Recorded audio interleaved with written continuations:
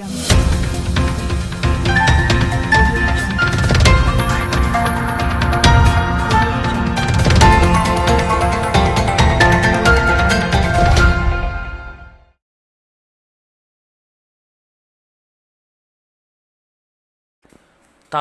Sweep ಸಮಿತಿ ಸಿದ್ದಾಪುರ ಸಹಭಾಗಿತ್ವದಲ್ಲಿ ಮತದಾನ ಜಾಗೃತಿ ಬೈಕ್ ರ್ಯಾಲಿ. ದಿನಾಂಕ 4/5/2024 ತಾಲೂಕಾ ಸ್ವೀಪ್ ಸಮಿತಿ ಸಿದ್ದಾಪುರ ಸಹಭಾಗಿತ್ವದಲ್ಲಿ ಮತದಾನ ಜಾಗೃತಿ ಬೈಕ್ ರ್ಯಾಲಿ ಕಾರ್ಯಕ್ರಮವನ್ನು ಹಮ್ಮಿಕೊಳ್ಳಲಾಗಿತ್ತು.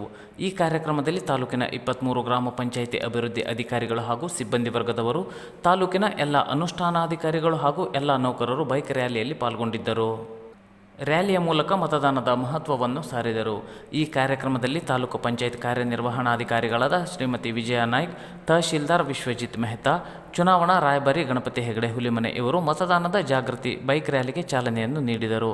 ತಾಲೂಕಾ ಯೋಜನಾಧಿಕಾರಿಗಳಾದ ಬಸವರಾಜ್ ಗುಲ್ಲೇರ್, ಸಹಾಯಕ ನಿರ್ದೇಶಕಿ ವಿದ್ಯಾ ದೇಸಾಯಿ ಹಾಗೂ ಮ್ಯಾನೇಜರ್ ಮೊಹಮ್ಮದ್ ರಿಯಾಜ್ ಮತ್ತು ನೂರಾರು ಸಂಖ್ಯೆಯಲ್ಲಿ ತಾಲೂಕಿನ ಎಲ್ಲ ಇಲಾಖೆಯ ಸರ್ಕಾರಿ ನೌಕರರು ಪಾಲ್ಗೊಂಡಿದ್ದರು.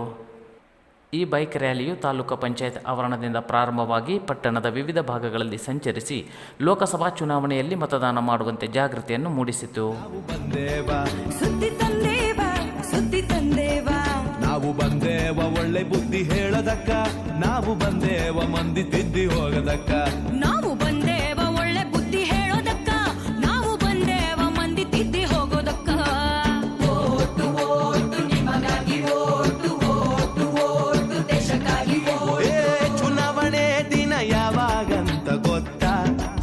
ನಿಮ್ಮ ಓಟಿನ ಬೂತು ಗೊತ್ತಾ? ಇಲ್ಲದಿದ್ರೆ ತಿಳ್ಕೊಳ್ಳೋದು ಗೊತ್ತಾ?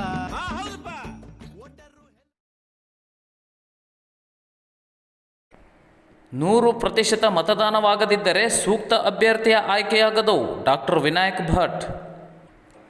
ಮತದಾನವು ಜೀವನದ ಶ್ರೇಷ್ಠವಾದ ದಾನವಾಗಿದ್ದು ಅದು ಪ್ರತಿಯೊಬ್ಬರ ಆದ್ಯ ಕರ್ತವ್ಯವಾಗಬೇಕೆಂದು ತಾಲೂಕು ಆರೋಗ್ಯ ಅಧಿಕಾರಿಗಳಾದ ಡಾಕ್ಟರ್ ವಿನಾಯಕ್ ಭಟ್ರವರು ಅಭಿಪ್ರಾಯಪಟ್ಟರು.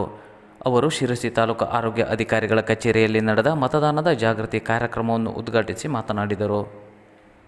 100% ಮತದಾನವಾಗದಿದ್ದರೆ ಸೂಕ್ತ ಅಭ್ಯರ್ಥಿಯ ಆಯ್ಕೆಯಾಗದೇ ಇರಬಹುದು. ಹಾಗಾಗಿ ಪ್ರಜ್ಞಾವಂತರಾದ ನಾವೆಲ್ಲರೂ ಜಾಗೃತರಾಗಿ 100% ಮತದಾನವಾಗುವತ್ತ ಮುನ್ನಡೆಯಬೇಕಾಗಿದೆ. ಆಗ ಮಾತ್ರ ಸುಭದ್ರ ಸರ್ಕಾರ ಮತ್ತು ಬಲಿಷ್ಠ ದೇಶ ಕಟ್ಟಲು ಸಾಧ್ಯ ಎಂದು ಅವರು ಅಭಿಪ್ರಾಯಪಟ್ಟರು. ಜಾಗೃತಿ ಕಾರ್ಯಕ್ರಮದಲ್ಲಿ ನಗರ ಪ್ರಾಥಮಿಕ ಆರೋಗ್ಯ ಕೇಂದ್ರದ ವೈದ್ಯಾಧಿಕಾರಿಗಳಾದ ಡಾಕ್ಟರ್ ಭಾರತಿ ಹೊಸಮನಿಯವರು ಮತದಾನದ ಕುರಿತು ನನ್ನ ಮತ ನನ್ನ ಹಕ್ಕು ಎಂದು ತಿಳಿಸಿದರು. ಶಿರಸಿ ತಾಲೂಕಿನ ಕ್ಷಯರೋಗ ಚಿಕಿತ್ಸಾ ಮೇಲ್ವಿಚಾರಕರಾದ ಉದಯಶಂಕರ್ ಭಂಡಾರಿಯವರು ಮಾತನಾಡಿ, ಚುನಾವಣಾ ಪರ್ವ ದೇಶದ ಗರ್ವ. ಮತದಾನ ಕೇವಲ ಹಕ್ಕು ಮಾತ್ರ ಅಲ್ಲ, ಅದು ಕರ್ತವ್ಯ ಸಹ ಹೌದು ಎಂದು ತಿಳಿಸಿದರು. ಕ್ಷೇತ್ರ ಆರೋಗ್ಯ ಶಿಕ್ಷಣಾಧಿಕಾರಿ ಶ್ರೀಮತಿ ಗೌರಿ ಸಿ ನಾಯ್ಕ್ ಪ್ರಾಸ್ತಾವಿಕ ಮಾತನಾಡಿ ಎಲ್ಲರನ್ನೂ ಸ್ವಾಗತಿಸಿದರೆ, ಹಿರಿಯ ಆರೋಗ್ಯ ನಿರೀಕ್ಷಣಾಧಿಕಾರಿಗಳಾದ ವೀರಯ್ಯ ಹಿರೇಮಠ ಅವರು ವಂದಿಸಿದರು. ಜಾಗೃತಿ ಕಾರ್ಯಕ್ರಮದಲ್ಲಿ ತಾಲೂಕು ಆರೋಗ್ಯ ಅಧಿಕಾರಿಗಳ ಕಚೇರಿಯ ಎಲ್ಲ ಮೇಲ್ವಿಚಾರಕ ಸಿಬ್ಬಂದಿಗಳು, ನಗರ ಪ್ರಾಥಮಿಕ ಆರೋಗ್ಯ ಕೇಂದ್ರದ ಎಲ್ಲ ಸಿಬ್ಬಂದಿಗಳವರು, ಆಶಾ ಕಾರ್ಯಕರ್ತೆಯರು, ಎಂಇಎಸ್ ನರ್ಸಿಂಗ್ ಕಾಲೇಜಿನ ವಿದ್ಯಾರ್ಥಿಗಳು ಹಾಜರಿದ್ದರು.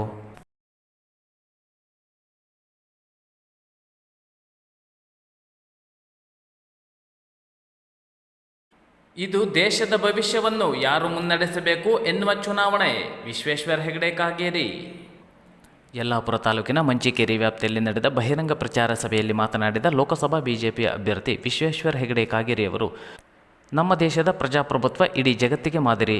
ನಮ್ಮ ದೇಶದ ನಾಯಕತ್ವ ಇಲ್ಲದಂತಹ ಪಕ್ಷ ಕಾಂಗ್ರೆಸ್. ನಮ್ಮ ನಾಯಕತ್ವ ಅತ್ಯಂತ ಸಮರ್ಥವಾಗಿದೆ. ದೇಶವನ್ನು ನರೇಂದ್ರ ಮೋದಿಯವರು 10 ವರ್ಷದಲ್ಲಿ ಸಮರ್ಥವಾಗಿ ನಡೆಸಿದ್ದಾರೆ. ಅವರಿಗೆ ಜಗತ್ತಿನ ಎಲ್ಲ ಅತ್ಯುನ್ನತ ಗೌರವಗಳು ಸಿಕ್ಕಿವೆ. ಆದರೆ ರಾಹುಲ್ ಗಾಂಧಿ ಬೇರೆ ದೇಶಕ್ಕೆ ಹೋಗಿ ನಮ್ಮ ದೇಶವನ್ನು ಹೀಯಾಳಿಸಿ ಬರುತ್ತಾರೆ ಎಂದರು. ಮೋದಿ ಶಕ್ತಿ ಹೇಗಿದೆ ಎಂದರೆ ಅಭಿನವ್ನನ್ನು ಬಿಡಿಸಿದ್ದು, 7 ಜನರನ್ನು ಕತಾರ್ದಿಂದ ಬಿಡಿಸಿದ್ದು, ಸರ್ಜಿಕಲ್ ಸ್ಟ್ರೈಕ್ ಮುಂತಾದವುಗಳು ಅದಕ್ಕೆ ನಿದರ್ಶನ. ನಮ್ಮ ಸನಾತನ ಧರ್ಮ ಉಳಿಯಲು ಮೋದಿಜಿಯವರು ಇರಬೇಕು. ಈ ಚುನಾವಣೆ ದೇಶದ ಭವಿಷ್ಯವನ್ನು ಬರೆಯಲು ಇರುವ ಚುನಾವಣೆ. ಕಳೆದ 10 ವರ್ಷಗಳಲ್ಲಿ ದೇಶ ಅತ್ಯಂತ ವೇಗವಾಗಿ ಅಭಿವೃದ್ಧಿಯಾಗಿದೆ. ಬಡವರು, ಮಹಿಳೆಯರು, ಯುವಕರು ಹೀಗೆ ಸಬ್ಕಾ ಸಾಥ್ ಸಬ್ಕಾ ವಿಕಾಸ್ ಆಗಿದೆ ಎಂದರು. ಕಾಂಗ್ರೆಸ್ ಕೇವಲ ಗ್ಯಾರಂಟಿ ಮೇಲೆ ನಿಂತಿದೆ. ಗ್ಯಾರಂಟಿ ಹೆಸರಿನಲ್ಲಿ ರಾಜ್ಯದ ಅಭಿವೃದ್ಧಿ ಕಡಿಮೆಯಾಗಿದೆ. ಬೆಲೆ ಏರಿಕೆ ಅತ್ಯಂತ ಹೆಚ್ಚಾಗಿದೆ. ವಿಧಾನಸೌಧದಲ್ಲಿ ಪಾಕಿಸ್ತಾನ ಜಿಂದಾಬಾದ್ ಹೇಳಿಕೆಯನ್ನು ಕೇಳುವಂತಹ ಪರಿಸ್ಥಿತಿ ಬಂದಿದೆ. ಅಲ್ಪಸಂಖ್ಯಾತರನ್ನು ಮುಖ್ಯವಾಹಿನಿಗೆ ಬರದಂತೆ ತಡೆಯುವ ಷಡ್ಯಂತ್ರ ಕಾಂಗ್ರೆಸ್ ಮಾಡುತ್ತಿದೆ.